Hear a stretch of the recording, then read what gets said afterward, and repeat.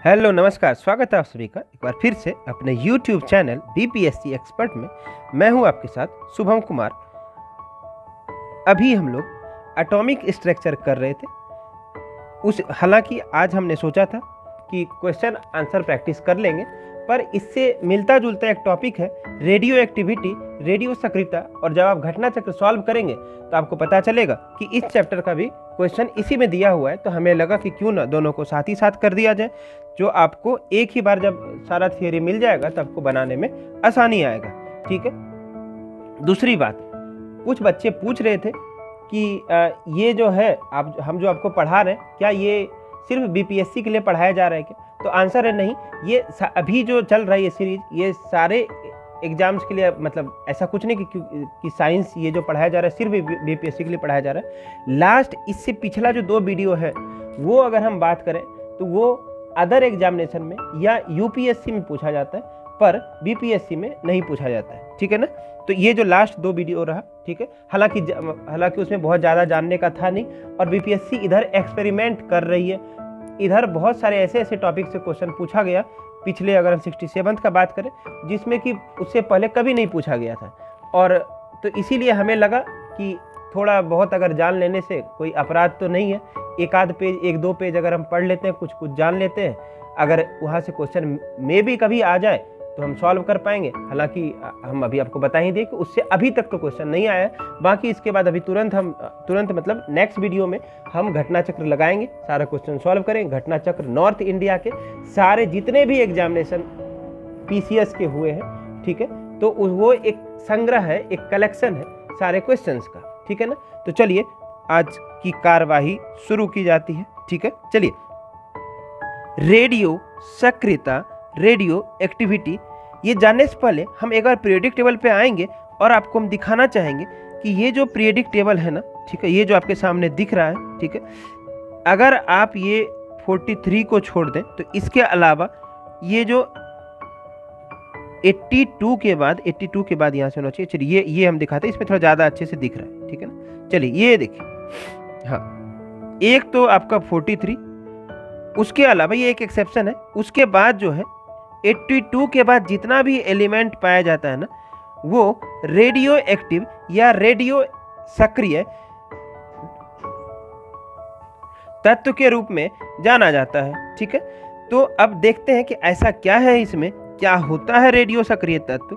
अभी तो आपको बस रफ एक आइडिया दिए हैं कि 82 के जो बाद वाला जितना भी तत्व है उसको हम क्या बोलते हैं, तो रेडियो सक्रिय तत्व बोलते हैं। हालांकि उसका एक्सेप्शन भी है 43 और 61, पर क्योंकि ये सब जो चीज़ें हैं ये आपका जेई के एग्जाम में उसके बारे में ज़्यादा पूछा जाता है। इससे पहले जो है इस पे ज़्यादा नहीं पूछा जाता है। तो 82 के बाद वाले पे हम लोग ज़्यादा फोकस करेंगे। ठीक है, क्योंकि पूछा ही हमें, हमारा सिलेबस यहीं से। ठीक है, चलिए। तो वैसा तत्व जिनका परमाणु क्रमांक जो है 82 से अधिक होता है। ठीक है, कितना परमाणु क्रमांक कितना होना चाहिए, तो 82 से ज़्यादा होना चाहिए। तो ऐसे में होता क्या है ना कि इसका नाभिक बहुत ही बड़ा हो जाता है और वो अस्थाई नहीं रह पाते। नाभिक क्या होता है, अस्थाई नहीं रहते। और इसी अस्थायित्व को प्राप्त करने के लिए कुछ जो अपने अल्फा बीटा गामा किरण आपने सुना होगा, इसका उत्सर्जन करने लगता है। और इसी कारण जो ये जो यही चीज जो एक्टिविटी है, इसको रेडियो एक्टिविटी या रेडियो सक्रियता कहते हैं। और ऐसे तत्व को रेडियोधर्मी तत्व बोलते हैं। सिंपल सी बात थी सर, एक एटम है जिसका न्यूक्लियस है, जो नाभिक है वो बहुत ही बड़ा हो गया, इस कारण से वो उतना जो उसके अंदर के नाभिक के अंदर में आपको पता है प्रोटॉन और न्यूट्रॉन होता है, उसको वो समेट के रख नहीं पा रहा है। सीधा बात। ठीक है। तो इस कारण से क्या होता है कि उसका नाभिक विखंडित हो जाता है, टूट जाता है। कब तक टूटेगा, जब तक टूटते रहेगा, जब तक वो स्टेबल नहीं हो जाता, अस्थाई नहीं हो जाता है। ठीक है। अभी बस हम इंट्रोडक्शन दे रहे हैं, अभी आपको हम सिखा के भेजेंगे, ये हमारा वादा है। ठीक है, चलिए। जैसे कुछ एग्जाम्पल देखते हैं, जैसे आपने यूरेनियम तो कई बार सुना होगा, थोरियम, पोलोनियम। ठीक है, ये सब जो है इसका एग्जाम्पल है। पर बात ये आती है कि सर आपको पता है कि ये रेडियो एक्टिव एलिमेंट है, यानी रेडियो सक्रिय तत्व है। पर हमें कैसे पता चलेगा कि ये रेडियो सक्रिय तत्व होगा? तो हम क्या करेंगे कि जो भी कोई एलिमेंट है, जो भी कोई तत्व है, उसमें उपस्थित न्यूट्रॉन और प्रोटॉन का अगर आप रेशियो निकालते हैं, मतलब जो भी आपको हम एलिमेंट देंगे उसमें आप निकाल लेंगे कितना न्यूट्रॉन है, ठीक है, उसको डिवाइड कर देंगे, उसको भाग दे देंगे प्रोटॉन की संख्या से। अगर वो संख्या 1.5 यानी 1.5 से ज़्यादा या उसके बराबर आता है तो तत्व कैसा होगा? तो रेडियो सक्रिय तत्व होगा, ठीक है। चलिए अब बात यह है कि आप कोई एग्जाम्पल दे के हमें समझाएं। जैसे आप सब दिन से जानते हैं कि यूरेनियम जो है ये रेडियो सक्रिय तत्व है, तो क्या देखते हैं इस फॉर्मूले से ये आ पाता है नहीं आ पाता है? इसके सामने यहाँ पे रिएक्शन लिखा है, उस पर हम बाद में करेंगे बात, ठीक है। चलिए देखते हैं। ये यूरेनियम में आपको यहाँ दिख रहा होगा 92 जो नीचे होता है ये क्या है? तो इसका प्रोटॉन और इलेक्ट्रॉन का संख्या है। और ऊपर जो है वो क्या है? जो 238 है, ये क्या है? तो आप अगर ये इसको बोलते हैं मास नंबर, ठीक है। अब अगर हमको न्यूट्रॉन निकालना हो तो आपको याद होगा, हमने कई बार आपको बताया है कि ऊपर में क्या है? 238 माइनस नीचे वाला यानी 92 यानी 92, आप माइनस करेंगे तो आपको कितना मिलेगा? हम भी यहाँ पे माइनस करके देख लेते हैं। तो ये मिला कितना? 146, 146। हमने क्या बोला है भाई? क्या होगा फॉर्मूला? तो ये जो न्यूट्रॉन की संख्या उसको डिवाइड कर दें किसी प्रोटॉन की। यहाँ प्रोटॉन का संख्या कितना है? तो 92 है, यहाँ दिया हुआ है ना भाई 92। चलिए डिवाइड करके देखते हैं। 146 को डिवाइड करते हैं 92 से तो हमें दिखता है कितना आ गया? 1.586। चलिए इसका आगे का छोड़ देते हैं। तो ये क्या 1.5 या उससे ज़्यादा है क्या? तो हाँ सर ये 1.5 से ज़्यादा है। इसका मतलब क्या हुआ कि ये जो एटम है, ये जो यूरेनियम का एटम है, यूरेनियम का परमाणु है, ये स्टेबल नहीं रह पाएगा। इस कारण से ये रेडियो सक्रियता जो दिखाएगा, ठीक है। तो यही उसका रेडियो सक्रिय रिएक्शन लिखा हुआ है। रेडियो सक्रिय रिएक्शन इतना अहम क्यों माना जाता है? क्योंकि एक तत्व अभी तक आप जितना देखें, अभी तक जितना रिएक्शन देखें उसमें तत्व नहीं बदलता है, पर जो रेडियो सक्रिय रिएक्शन है इसमें क्या होता है कि एक तत्व टूट के कोई अलग अलग कुछ नया नया तत्व बना लेते हैं। बहुत बड़ी बात नहीं है क्या? आप देखिए, एक तत्व है यूरेनियम जिसका एटॉमिक नंबर कितना दिया हुआ है, परमाणु संख्या कितना दिया हुआ है? 92 दिया हुआ है। ये टूटता है किसमें? तो थोरियम 90, जो इसका जो एटॉमिक नंबर है 90 है, और एक हीलियम के परमाणु में टूट जाता है। इस दोनों था ये पहले क्या? यूरेनियम, टूट गया क्या? तो थोरियम और हीलियम के एटम। क्या यहाँ पे रुक जाएगा? तो आंसर है नहीं रुकेगा। फिर और आगे होगा क्या? हाँ बताएंगे, थोड़ा सब्र कीजिए, ठीक है। ये फाइनली तब तक नहीं रुकेगा जब तक कि आखिरी में शीशा नहीं बन जाए। जैसे मतलब एग्जाम्पल के लिए बात करते हैं कि अगर आप दुनिया के किसी भी चीज को जलाएंगे तो बाद में क्या मिलेगा? तो राख मिलेगा, ठीक है ना। सिंपल बात है। अगर कोई भी चीज को जलाएंगे तो ऐसा तो है ना कि इसको जलाएंगे राख नहीं मिलेगा। जो जितना भी चीज है सब कुछ हम जलाते हैं तो फाइनली जो बच जाता है उसी को तो हम राख बोलते हैं। वैसे ही जितना भी रेडियो सक्रिय तत्व है वो जब भी अनस्टेबल हो जाता है तो इस कारण से वो रेडियो एक्टिव जो रिएक्शन है उसको परफॉर्म करता है, उसको करता है।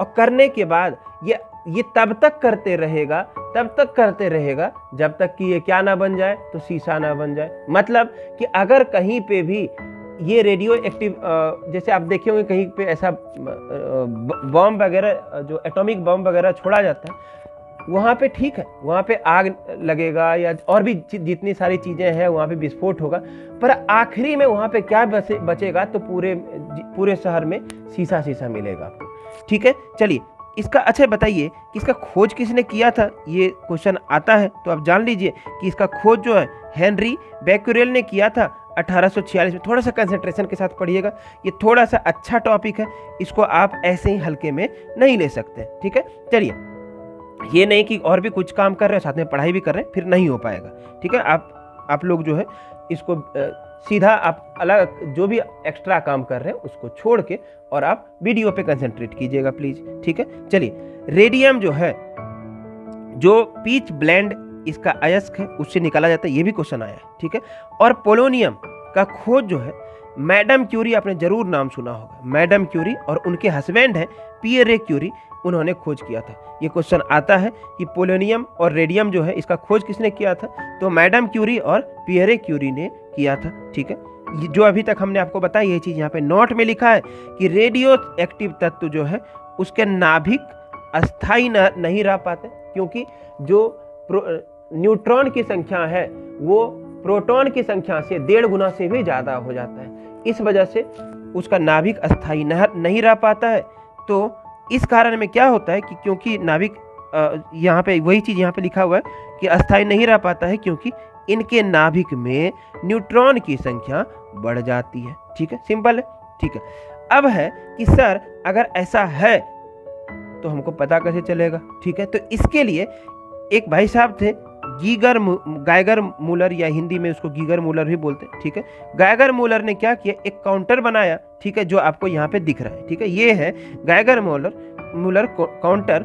इससे हम रेडियो सक्रियता को मापते हैं और इसका यूनिट जैसे देखिएगा, हम कोई चीज़ को मेजर करते हैं, कोई चीज़ को मापते हैं। जैसे एग्जाम्पल के तौर पे कोई मास हो, किसी चीज़ का द्रव्यमान मापना हो तो हम किलो में माप लेते हैं, कोई लिक्विड वगैरह हो तो उसको हम लीटर में माप लेते हैं। ठीक है, इसी तरह क्या रेडियो जो धर्मिता है इसको भी मापा जा सकता है क्या, इसका कोई यूनिट है क्या, तो इसका यूनिट क्या है, बेक्यूरेल। ठीक है, इसका यूनिट क्या है, बेक्यूरेल। क्यों इसका यूनिट बेक्यूरेल है आपको अभी तक तो समझ आ ही गया होगा, क्योंकि इसका खोज किसने किया है, हेनरी बेक्यूरेल ने। तो उन्होंने बोला भाई मेरे नाम से रख दो, हालांकि ये सच्चाई नहीं है, लोगों ने आउट ऑफ रिस्पेक्ट उनके नाम से रखा है। ठीक है, चलिए यही जो हमने बोला था उसको फिर से यहाँ लिखा हुआ है कि रेडियो सक्रिय पदार्थ सभी विकिरणों को उत्सर्जित करने के बाद अंततः सीसा में बदल जाता है। किसे बदल जाता है साहब, तो सीसा में बदल जाता है। हम आपको 2 छोटा छोटा ये दे रहे हैं, क्वेश्चन दे रहे हैं, इसको हम उम्मीद करेंगे कि आप इसको सॉल्व करेंगे। वो यहाँ पे बना हुआ है। ठीक है, ये दोनों आपको बस इतना बताना है। ठीक है, ये एक ये आपको, हाँ, आरएन का एक और दूसरा किसका, तो एसी का। इस दोनों का आपको निकाल के देखना है कि क्या ये दोनों रेडियो सक्रिय तत्व है या नहीं। सिंपल, इसमें न्यूट्रॉन निकालेंगे, प्रोटॉन निकालेंगे और निकाल के आप फटाक से चेक कर लेंगे कि वो 1.5 से ज़्यादा आ रहा है या नहीं आ रहा है। अगर ज़्यादा आया तब तो हो जाएगा, नहीं आया तब नहीं होगा। ठीक है, चलिए अब हमारा यहाँ पे काम खत्म होता है, हम थोड़ा आगे बढ़ते हैं और कुछ और बातों पे बात करते हैं। ठीक है साहब, ठीक है। आइए, अब है कि हमने अभी बात किया कि इससे 3 तरह के तरंग निकलेंगे, एक है अल्फा, दूसरा है बीटा, तीसरा है गामा। ठीक है, तो जो हीलियम प्लस प्लस का जो एटम होता है ना, उसी के सदृश अल्फा कण होता है, और एक आप यहाँ पे बीटा कण है जो इसमें जो आप देखेंगे इसका एटॉमिक नंबर जहाँ पे लिखा होता है वहाँ पे -1 है, जहाँ मास नंबर लिखा होता है वहाँ पे 0 लिखा हुआ है। तो एक ऐसा ही कण होता है जिसका कि कोई भी मास नंबर नहीं होता है। ठीक है, एक ऐसा ही कण का एक रे निकलता है जिसको बीटा कण बोलते हैं, और जो गामा कण होता है ना वो वेव की तरह निकलता है। इसका इन सब चीज़ों से कोई लेना देना नहीं है। ठीक है, उसके बारे में हम तुरंत भी इन तीनों को हम बात करते हैं। मतलब कि अगर आपने देखा, आप अगर गौर कर पा रहे होंगे कि अल्फा पे चार्ज कैसा दिख रहा है तो पॉजिटिव, बीटा पे कैसा दिख रहा है तो या नेगेटिव दिख रहा है, पर गामा पे बोले तो कोई भी चार्ज ये नहीं होता है, उदासीन होता है। ये आवेश लिखा, ये क्या हो गया, पॉजिटिव, ये नेगेटिव, ये उदासीन। खोज, अल्फा का खोज हेनरी बेक्यूरेल ने, बीटा का खोज रदरफोर्ड ने, गामा का खोज पॉल विलार्ड ने। ठीक है, अगर आप इसको फ्रीली छोड़ें तो इसका अगर चाल का बात करें तो सबसे अधिक जो है, जो उदासीन है उसका चाल सबसे ज़्यादा हो जाएगा। मतलब क्या, गामा का। ये 1 2 3 का मतलब अगर कंपटीशन कराते हैं तो कोई टॉप करेगा, कोई सेकंड पे आएगा, कोई थर्ड पे आएगा। तो उस हिसाब से हमने लिखा है कि आपको याद करने में आसानी हो, क्योंकि अभी कहीं भी किताब वगैरह में पढ़ेंगे तो आपको लिखा मिलेगा सबसे ज़्यादा, उससे कम, सबसे कम। तो इससे ज़्यादा आसान होता है 1 2 3 याद कर लेना। ठीक है, सबसे ज़्यादा गामा का चाल होता है, उसके बाद बीटा का, उसके बाद अल्फा का। भेदन क्षमता, तो चाल सबसे ज़्यादा जिसका होगा उसका भेदन क्षमता भी सबसे ज़्यादा होगा, किसी चीज़ से भेद के निकलने का क्षमता। ठीक है, दूसरे पे बीटा, तीसरे पे अल्फा। आवेशन क्षमता, आवेशित होने का क्षमता, तो दिख ही रहा होगा आपको सबसे ज़्यादा किस पे आवेश है, पहला पे मतलब अल्फा पे, फिर बीटा पे, फिर गामा पे। तो फोटोग्राफिक प्लेट से अगर इसको आप गुजारेंगे, ठीक है, तो ये जाहिर सी बात है कि इसके आवेशन क्षमता के अनुसार ही होगा। ठीक है, तो सबसे ज़्यादा किसका, अल्फा का, फिर बीटा का, फिर गामा का। ठीक, विद्युत एवं चुंबकीय क्षेत्र में अगर आप करेंगे तो आपको पता है कि अल्फा कण कैसा कण है, तो पॉजिटिव कण है, तो ये क्या करेगा, निगेटिव ऋण आवेश की ओर विक्षेपित हो जाएगा। अगर आप बीटा को ले जाएंगे तो धन आवेश की ओर विक्षेपित हो जाएगा। क्यों? क्योंकि खुद नेगेटिव है, तो नेगेटिव है तो पॉजिटिव की ओर क्या होगा, अट्रैक्ट हो जाएगा। और गामा में तो कोई ऐसा चार्ज है ही नहीं, तो कहीं भी विक्षेपित नहीं होगा। अब देखिए सबसे ज्यादा भेदन क्षमता किसका, तो गामा का। तो उसका उसी के बारे में एक और पॉइंट है कि गामा किरण जो है ना, वो हमारे शरीर के लिए सबसे ज्यादा हानिकारक है। क्या है? सबसे ज्यादा हानिकारक है। ठीक है, एक और इस पे फैक्ट है, उस फैक्ट को एक बार देखने वाले हैं कि एक होता है अर्ध आयु काल, इसको टी हाफ से भी डिनोट करते हैं। अब देखिएगा कि किसी रेडियो एक्टिव पदार्थ के द्रव्यमान की जो अगर आधी मात्रा होने में जितना समय लग जाएगा ना, उसको हम क्या बोल देंगे, अर्ध आयु काल बोल देंगे। फॉर एग्जाम्पल, एक कोई भी सब्सटेंस है या कोई मटेरियल है जो 10 किलो का है। अब जाहिर सी बात है रेडियो एक्टिविटी हो रही है, तो इसमें टूटेगा और फाइनली तो शीशा बनेगा। तो टूटते टूटते टूटते टूटते उसका द्रव्यमान भी तो घटेगा। अगर द्रव्यमान घटेगा तो वही अब उसका आधा होने में जितना समय लगता है उसी को अर्ध आयु काल बोलते हैं। कोई 10 किलो का है तो 5 किलो होने में जितना समय लगेगा वही उतना ही समय उसको क्या बोलेंगे, तो अर्ध आयु काल उसका कहलाएगा। उस पर बेस्ड एक क्वेश्चन है, कर लेंगे तो ज़्यादा अच्छे से समझ आएगा। बोल रहा है कि पोलेनियम का अर्ध आयु काल 1600 वर्ष। कितना है सर? तो पोलेनियम का टी हाफ कितना दिया हुआ है, तो 1600 ईयर्स का दिया हुआ, 1600 वर्ष। तो बोल रहा है कि अगर हम 8 ग्राम को लेते हैं, कितना, 8 ग्राम को लेते हैं, तो 1 ग्राम रहने में कितना समय जाएगा इसमें। तो आप देखिएगा 8 ग्राम से आधा होने में 4 ग्राम होने में कितना समय जाएगा। ठीक है, सिंपल है, एकदम सिंपल कैलकुलेशन है। तो कितना, 1600 ईयर्स जाएगा। ठीक है, तो लेकिन हमको पूछा कितना है, 1 ग्राम। तो क्या करेंगे, 4 ग्राम को फिर अगर 1600 साल तक छोड़ देंगे तो क्या बन जाएगा, कितना ग्राम का, तो ये 2 ग्राम का बन जाएगा। फिर कितना समय, तो 1600 ईयर। लेकिन फिर पूछा है क्वेश्चन कि 1 ग्राम में, तो फिर 2 ग्राम का आधा कितना हो जाएगा, तो फिर 1600 साल के लिए अगर हम छोड़ देंगे तो ये कितना बन जाएगा, तो 1 ग्राम बन जाएगा। अब देखिएगा पहले 8 ग्राम से 4 ग्राम आने में 1600 ईयर लगा, 4 ग्राम से 2 ग्राम आने में 1600, फिर ऐसे ही 2 ग्राम से 1 ग्राम में 1600। तो हम तीनों को क्या कर लेंगे, जोड़ लेंगे, और टोटल टाइम कितना लग जाएगा, मतलब 4800 वर्ष यानी ईयर लगेगा। ठीक है, यही अपना आंसर हो जाएगा। ठीक है ना, तो ऐसे बेस्ड और भी क्वेश्चन कर लिया जाएगा। ठीक है, हालांकि घटना चक्र में भी है, जब करेंगे तब करेंगे। ठीक है, चलिए अब कुछ और बात कर लेते हैं, इस पे कुछ फैक्ट है जो बात कर लेते हैं। पाउली ने एक द्रव्यमान एवं आवेश रहित कण को खोजा था जिसका नाम क्या दिया था, तो न्यूट्रिनो दिया था। क्या नाम दिया था, न्यूट्रिनो। किन्होंने खोजा था, तो पाउली ने खोजा था। ठीक है, चलिए इसको अच्छे से याद रखिएगा, पूछा जाता है।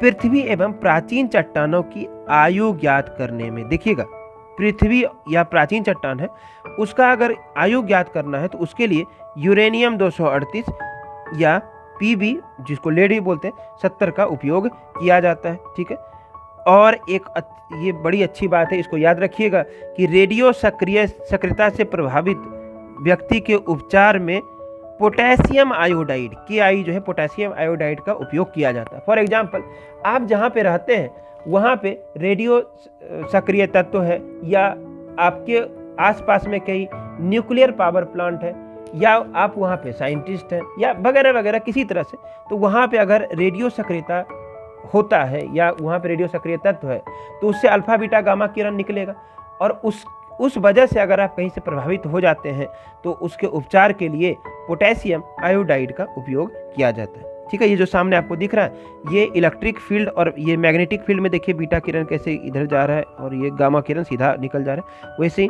बीटा पॉजिटिव की ओर चला जाएगा, जो अल्फा है वो नेगेटिव की ओर चला जाएगा और गामा स्ट्रेट चला जाएगा। अभी आप जो देखे उसी को बस पिक्टोरियल रिप्रेजेंटेशन है। ठीक है, चलिए कुछ कण प्रतिकण है। ठीक है, तो इलेक्ट्रॉन जो है उसका उल्टा जो होता है, इलेक्ट्रॉन का जस्ट उल्टा प्रतिकण जो है वो पॉजिट्रॉन है। इसका खोज एंडरसन ने किया था। किन्होंने किया था, एंडरसन ने। ये सब बस फैक्ट है, आपको याद ही करना पड़ेगा, ठीक है। प्रोटॉन का क्या होता है, तो एंटी प्रोटॉन है। न्यूट्रॉन का तो ये तो सिंपल है, एंटी न्यूट्रिनो न्यूट्रॉन, ठीक है।